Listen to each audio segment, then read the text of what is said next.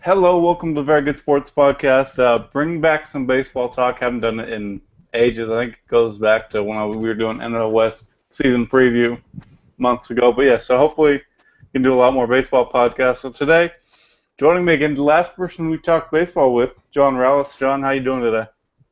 Doing great, doing great. Yeah, so I was just tweeting about this because every few months I go on a rant.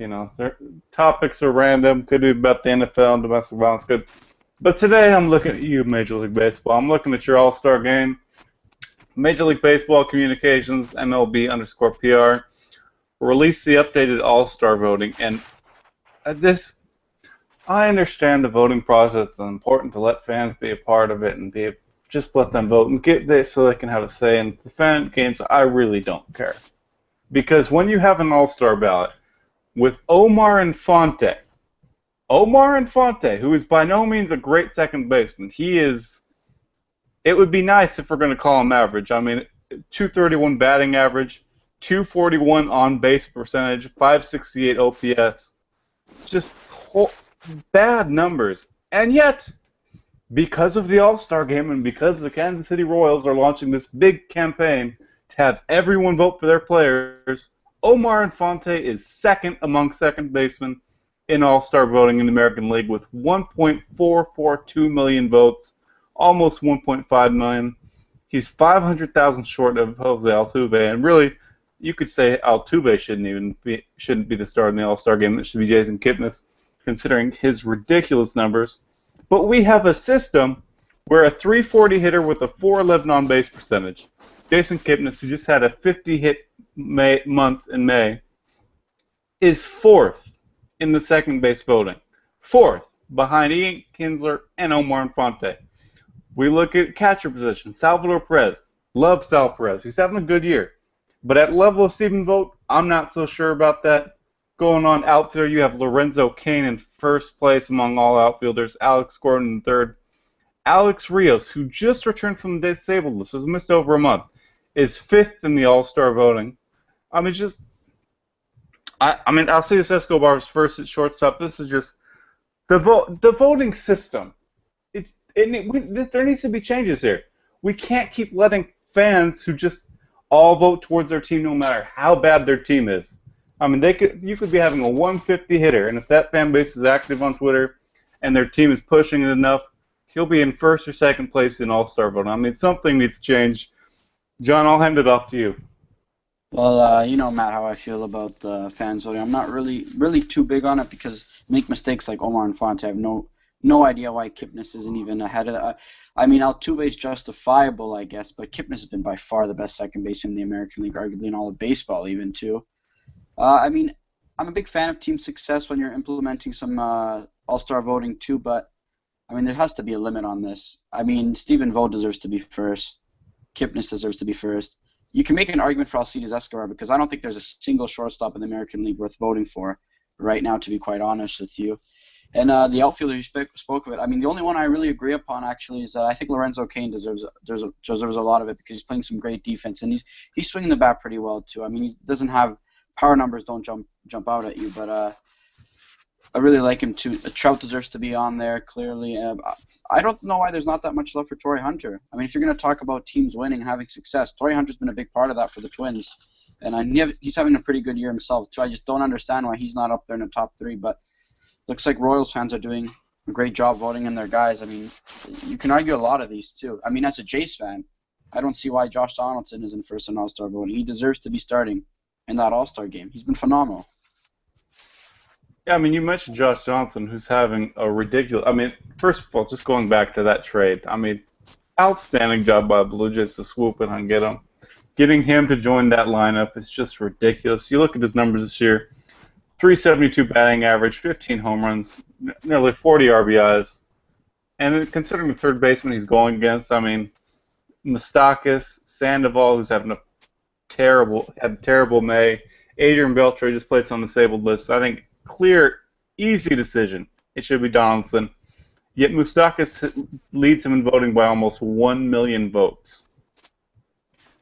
I mean, Moustakas he's hitting the ball as well as he has throughout his whole career, finally finding himself swinging the bat. I mean, probably carrying over from the postseason last year. But I mean, Donaldson's been amazing. I remember that trade. It actually happened on a night of my birthday. I was ecstatic. I mean, Billy Beane's done a lot of questionable things, but this one was by far the strangest one of them. I mean, a guy who has 4 years of club control. I understand you're going to have to pay him an arbitration, but I mean, he's worth every dollar he makes, even in arbitration. So really don't understand this. It was a great trade on the Blue Jays. I mean, the first thing I thought of was that he's going to be hitting in the Rogers Center. I mean, that place, it's a launching pad, and he loves it there too. You can clearly see just having him in that lineup with Jose, Edwin, Russell Martin, all the security that we have in that lineup. I mean, it's just he's just been unreal. He's had some clutch hits this week too. He won Player of the Week, AL Player of the Week. So Yeah, I mean, it just we haven't talked about him, but looking at the A's, obviously live in California, there's a lot of talk about the A's. I mean, there's the whole joke about does he get on base from Moneyball, the movie. But I mean, Billy Beane, I don't know if he forgot that fielding and defense was a part of baseball or what. But I mean, you have Marcus Semien at shortstop who leads Major League Baseball in errors 18, and it's by a wide margin. That team leads all baseball in errors. The bullpen is horrific. I mean, I don't know what's going on in Oakland. Sonny Gray just said, and they have some other nice pieces there, but Billy Beane, I don't know what you're doing, dude. well, it works out when you win, but when you're losing ball games the way the Oakland A's have, it doesn't look too good. I mean, I'm a fan of Brett Lawrie. Plays the game hard, plays it with a lot of energy and aggression. I'm not a big fan of his approach at the plate, way too aggressive. But yeah, it's not looking good in Oakland right now. I mean, he's a defensive upgrade over Donaldson for sure, but I mean, he can't provide what he can at the plate. No way. The bullpen's been bad, just like you talked about. Sonny Gray's been a bright spot. Josh Reddick's been a bright spot. A couple of rookies there too have been a fan of Burns as well. He's played well, but Billy just Burns. he's been fun, but it just doesn't look good. It just doesn't look good. I mean, right now Billy Beane doesn't look like the mastermind that he has looked like in years. I mean, right now it's just not going too well, and they're looking like they're going to be sellers at the deadline as well. Yeah, and just wrapping this thing up, Major League Baseball. I'm a big fan of the sport. I know you're trying to reach out to younger kids, get a younger audience and everything. You're trying to grow the game again. I'm cool with that. I know you want the fans to be a part of it, but please do something about these teams and fans hogging up the voting to where we're almost going to have Omar Infante at second base. Mike Moustakas having a good year, but not even close to being worthy of the starting third baseman job. And you could have Alex Rios in the outfield at the All-Star game. Major League Baseball, I am pleading with you, and really this goes to all the sports because baseball season, saying this to you, please change your setup. Please. Or MLB teams, please stop doing this ridiculous thing. Just, please. That's all I'm asking. That's my rant. So the other thing we're going to talk about today is just some baseball teams we follow a lot closely. San Francisco Giants, who, I mean, before the season I was expecting 80 to 84 wins, didn't trust the rotation, thought Joe Panic would regress, and just some other issues in the lineup. Oh my! They've actually been one of the best teams in baseball so far, which that has definitely caught me by surprise. Yeah, they really bounced back from a pretty bad April, and they've been great. I think you can point that success thanks to Brandon Crawford, guys like Joe Panic. Hunter Pence returning was a huge boost for them. I mean, that guy, it doesn't matter what he's going to bring to you statistically. There's a lot of intangibles with Hunter Pence, and you can really see it right now. A lot of guys are trying. You're having Brandon Belt hitting for average right now. Nori Aoki, who's on the free agent market for a while, and we discussed it before. You really like the signing. I love the signing. I mean, he looks great in that ballpark too, and he's been terrific for them so far. We talked about Bumgarner carrying over from the postseason. I mean, he was great in October, carrying all those innings. But he's been awesome too. You're seeing Vogelsong improve. A lot of guys just chipping in. Bullpen's been great as well. Everything's just going to form. I mean, helps that you got the best manager in baseball, Bruce Bochy as well. Well, definitely. I mean, you look at the thing. I mean, in May, Giant had, I believe, 7 shutouts, which is just ridiculous. I mean, Matt Cain went down with injury. Jake Peavy went down with injuries. And you thought, well, you know what? A weak rotation is getting even weaker. Ryan Vogelsong steps up in a big way. Chris Heston, not anywhere close to a big-name prospect, not on anyone's top 200 prospects. He comes in there, and he's pitched really well so far. I mean, On the road, he's having his struggles. There's pulling up the numbers now, but he had 5.79 ERA. Trying to adjust, young pitcher. At home, 2.16 ERA. It's just, all the contributions they've gotten has really helped them so far this season. They're a half game back from the Dodgers. 30 and 22 right now. Matt Cain will be back by the All-Star break. Nori Aoki, who he mentioned, is doing well. Jake Peavy just had his back issue come back again. But really, this team's starting to get even more healthy, and it's exciting. But let's talk about your Blue Jays. There were high expectations this year. So far, it's been an up and down road. Right now, 23 and 29. What have your thoughts on Blue Jays season been so far? Well, fortunately, we're playing in the AL East. You can't say that heading into any year, but this year it's been terrible. You know what? I'm pretty optimistic right now. Our pitching has looked pretty good as of late. Last couple weeks have been pretty good. The situational hitting just hasn't been there. We just lost series to the Twins that we really should have swept. Just fundamental errors. The second time in a couple weeks that it's happened, Reyes hit a leadoff single, tried stretching out for a double in the seventh inning. The score was tied at 4-4. It gets thrown out with Josh Donaldson on deck. I don't know why you'd want to try and force being an out when you have him on deck. And Josh Donaldson took Tim Stauffer, I believe, opposite field for a home run. The score was 5-4 at the time. Twins ended up winning 6-5. So just little mental errors that are really hurting the Blue Jays right now.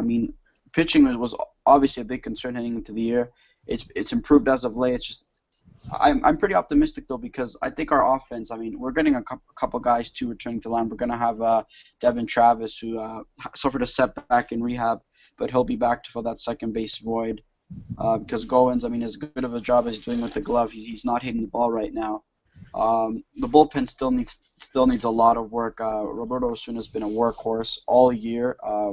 We've seen him stifle a bit as of late. He's lost a couple games over the past week. But John Gibbons really doesn't have many options in that bullpen, and that's something we're going to need to address, whether internally or externally. There have been some guys who have looked impressive, but that lineup's scary, though. You want to get into a slugfest with the Blue Jays. You're not going to have any luck if you're an opposing team. Yeah, you mentioned the mental errors and things that have happened. With another one-run loss, which drops their record to 3-12 in one-run games. They're not a bad team. It's just committing mental errors, little things. Can't drive the running, sacrifice fly, anything, runners in scoring position. Little areas where those little runs make a difference, and it's bitten them so far. You talked about the bullpen. Robert Osuna has been phenomenal this year. 0.9 WHIP, 1.75 ERA, racking up the strikeouts. But it's his first major league season, already at 25 and 2/3 innings pitched. At some point you're going to start being concerned about how's he going to do later in the season. Thin bullpen, so All-Star game, and there'll be trade deadline, or even June, July. You're going to have to start looking at acquiring more bullpen arms. You can't look out to call some sellers, see what the bullpen arms they have available, because you need to take some arms off Ozuna. It's just little things that need to be improved. Well, yeah, if you see, it's just been a relief pitching carousel as of late. We've been calling guys up, we've been sending guys down. We're using Osuna all the time. He's a young guy. Not a lot of people thought he'd make the team out of spring training, but he impressed. Him and Castro, who's right now he's trying to find his command a bit right now in the minor leagues. He has a great fastball. He's got an electrifying arm, but really has trouble locating it. Osuna's just been he's been phenomenal, like you said. But I just feel as if Gibbons brings him out in every situation. He's been overworked. He's already has 25 innings pitched this season. But he's been amazing. You can't really fault Gibbons. He doesn't really have options, but that's on management. Delabar was a guy who was an all-star a couple of years ago along with Cecil. Really struggled last year with his command. Has looked good so far. So he's pitched about almost 9 innings right now. So he's looked pretty good. You just need to find some guys. The bullpens are always unpredictable. One year they can be great, one year they can be horrible. So, that's a thing that you don't really need to – I'm not a big believer that you spend millions of dollars on, and you can find guys internal or external like we discussed before. But you mentioned it. Trade deadline's approaching. You're going to need to add bullpen arms. Lots of guys are out there too. And, at the end of the day, the Jays are 3.5 games out of first place in the division. They've got the offense scores from. We just need a little bit of pitching. That's it. It's frustrating because we've lost some games where we've got some great pitching. You mentioned the one-run game statistic. Jays don't fare well in one-run games. When you get the pitching, you just think it's an automatic win for the Jays. But it's weird. We get good pitching, we get poor hitting, and when we get terrible pitching, we get great hitting. It's been a strange year, but I mean, there's lots to be optimistic about being in that division. It's not the AL East that it has been for years, so I mean that's a plus. I mean, you see a lot of teams right now doing horribly. The Red Sox right now, they can't hit a baseball. The Rays are getting some great pitching, but they can't hit either. And the Yankees are just struggling right now, and it seems like it's anyone's for the taking. But I think that if the Jays can just get on a bit of a roll, it's theirs. It's theirs to lose. Yeah, you mentioned the bullpen. I mean, one thing that Andrew Bagley, Giants beat writer, talked about, Giants bullpen in AAA Sacramento. I've seen them once this year. Hope to see them again next week or sometime this month. Lights out bullpen. I mean, they have some good arms in AAA. They have some great arms in their bullpen at San Francisco. I mean, come trade time, there are plenty of traded chips they have that maybe they talk to Toronto, send Toronto some arms. I mean, there's going to be options. But one other name on Toronto Blue Jays who I've become a fan of, he just had an injury and he had a setback, so it's going to take him longer time to come back. Devin Travis. I mean, traded Anthony Goes for him in the offseason. Travis has done very well this year. 7 home runs, 26 RBIs, 336 on-base percentage. At second base, I mean, he was in the number 2 spot when Reyes was healthy. When Reyes went down, he did very well in the leadoff spot, but now he's hurt. When you can get him back, you pair him with Jose Bautista, Edwin Encarnacion, Josh Donaldson, Jose Reyes. That is a fun lineup. Oh, you mentioned it. It's great, and the best part about it is that Devin Travis. I mean, you talked about it, he was great in the 2 hole all year. Reyes went down. They tried him in the leadoff spot. Wasn't as good in that hitting leadoff as he was second, but he goes down. You put Josh Donaldson back in the 2 hole, which I mean, we've seen a trend in baseball right now where the 2 holes are the best hitters are hitting in the 2 hole. We've seen that trend now. Donaldson has just been phenomenal. So I don't think that Travis is going to be hitting in the 2 hole when he comes back. He's probably going to be hitting in the bottom third of the lineup, which is crazy. You see a guy like Chris Colabello coming up. He had a hot April or May last year with the Twins, and he's just been amazing with the bat. I should say, to the glove. He lost us a couple of games with his glove, but you see just the depth of our lineup. We've even got guys we can bring up the bench. We really haven't had that over the last few years. I mean, you have a guy like Justin Smoke, power on both sides, switch hitter. Deanna Navarro, who's injured right now, but he's going to be returning within the next couple of days. And then after you guys have like Michael Saunders, who's still injured. There's just a lot of options with the Blue Jays team. We really haven't seen this lately. The lineup is just phenomenal. I mean, I think we're 35 runs ahead of the next best team, which is Texas in runs right now, around there. Yeah, so it's pretty great. Yeah, just, to quote Skip Bayless, I ruined the sanctity of podcasts. My dog is running around right now just laying on the bed. So, to Skip Bayless, I'm sorry for ruining the sanctity of podcasts and all of that. That's all right. You're forgiven. Oh, thank you. So the other thing going, I mean, we've talked about Jays, we've talked about the Giants, but there have been some big surprises so far this year. I mean, when people looked at standings before they were projecting them out, I mean, it's easy. Minnesota Twins, bottom of the division. Houston Astros, bottom of the division. New York Mets, bottom of the division.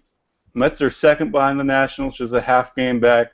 Houston Astros have the best record in baseball at 31-20.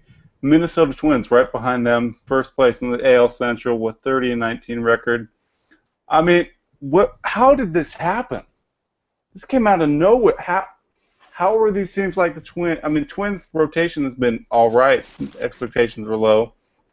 Astros' rotation needed work. But here we are. They're above 30. They're at 30 wins, 31 wins, and they're looking at like top playoff teams right now. I mean, you talked about how it happened, and I'm a big believer it's Paul Molitor and Torrey Hunter. Paul Molitor just being named the manager for the first year for the Twins taking over, and you see Torrey Hunter returning back. I mean, those guys. You heard the players. The players have said that with Paul Molitor coming aboard and being the manager, that they've just wanted to work hard for him, and that's a scary lineup too. You talk about one of the more. I mean, they were an underrated offensive team last year. Nobody was really talking about them, and they're showing that they can score some runs. You talked about the pitching too. I'm surprised. It's like Mike Pelfrey was a guy who was going to be left out of the rotation heading into this year, but all of a sudden Irvin Santana gets suspended for PEDs, and then after he gets inserted into the starting rotation, and he and Kyle Gibson, excuse me, he and Kyle Gibson have just been phenomenal for them. I mean, they're scoring runs. They're having 40% of the rotation pitching well. You see a guy like Ricky Nolasco left his start yesterday against the Blue Jays. Actually, I mean he's 5-1 for them too. So you're seeing some decent starting pitching, and you're seeing lots of hitting. You don't have a prototypical leadoff hitter in Brian Dozier, but he's got so much power. Guys like Trevor Plouffe as well. Good defense behind the pitching as well. I'm pretty shocked that they're first in the division right now, given just the quality of teams that are in the AL Central. Everybody was talking about it being the best division in baseball with the upgrades that the White Sox made in the offseason, the Tigers being who they are, the Royals coming off a World Series loss, and the Cleveland Indians, headlined by Corey Kluber and Michael Brantley, two of the best players in the American League last year. And now you're seeing the Twins jumping ahead and being better than all those teams. I mean, baseball's great. It's still early, but they've just looked awesome so far. Yeah, I mean, back when Giants won their first World Series, they were called Band of Misfits. But, I mean, looking at this Twins team, I mean, looking at their starting lineup right now, you have Eddie Rosario, Eduardo Escobar split time in left field, Jordan Schaefer in center field, Torrey Hunter in right field, Joe Mauer at first base, Kurt Suzuki at the backstop, Trevor Plouffe at third base, Danny Santana at shortstop, and then that rotation. I mean, this rotate: Phil Hughes, Ricky Nolasco, Kyle Gibson, Trevor May, Mike Pelfrey. What an odd team, and yet here they are with the addition of Hunter, who's been great presence in the clubhouse, has done very well with the bat, and just here they are. It's unbelievable. Oh, it is. It definitely is, but it's baseball for you. That is. So we do have a few minutes. Baseball game starting in a few minutes, so we'll wrap up here. A few times this year, pitchers have come close to that no-hitter, gone to the 8th inning, 9th inning. So here's the final question for you. In June, are we going to see a no-hitter? I'm going to say no. Will we see one in July, just to see how long we'll go without one? I think you'll see one in July. I think we'll get one in July. There we go. We're going to see a no-hitter in July. John, I want to thank you so much for coming on. And real quickly before we sign off, where can people follow you on Twitter? At John Rallis, at John_Rallis, actually. Provide plenty of sports intake or opinions. Love to debate. Don't have enough followers, so there you go. I would love to have some more. Awesome, and thank you so much for coming on. And this is the dog who ruined the sanctity of the podcast and who is such a distraction, right over here. Whoop, right there. That is the distraction. So, Skip Bayless, make sure you send all your hate tweets to my dog right there because she ruined sanctities, press conferences, and podcasts. So make sure she knows. All right. Everyone, I want to thank you so much for watching this. More coming soon. Obviously, want to talk a lot more baseball. John will be a big part of it. Stay tuned. Have a great day.